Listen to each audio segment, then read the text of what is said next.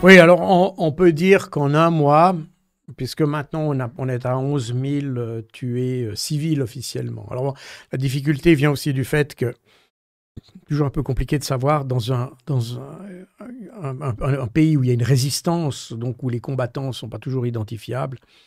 C'est difficile de savoir ce qui est civil et ce qui est militaire. Mais en gros, selon les chiffres de l'Office de coordination des affaires humanitaires, il y aurait 11 000 civils tués, et puis on est à près de 5 000 enfants tués. Donc là, les enfants, c'est certainement déjà des combattants du Hamas. Donc on a déjà 5 000.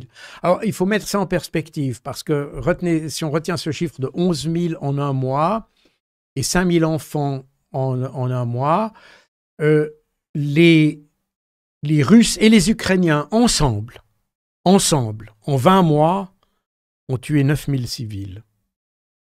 Donc ils ont tué moins de civils en 20 mois que les Israéliens en un mois.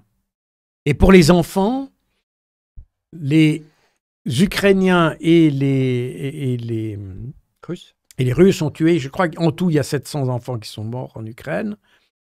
Et là, on est à peu près à 7 fois plus en un mois à Gaza. Donc, il y a une disproportion tellement nette dans les chiffres qu'on est en droit quand même de se poser un certain nombre de questions. C'est un conflit, donc on a chassé des gens, et puis on leur a jamais vraiment donné d'alternative. On les a mis dans des camps de réfugiés en leur laissant croire. Ce pas les Israéliens qui les ont laissé croire, ça. Ce sont les Occidentaux qui ont laissé croire à ces Palestiniens qu'un jour ils retrouveront leur terre ou une terre, etc. Et en fait, on les laisse dans l'attente depuis plus de 80 ans, enfin plus de 75 ans, 75 ans.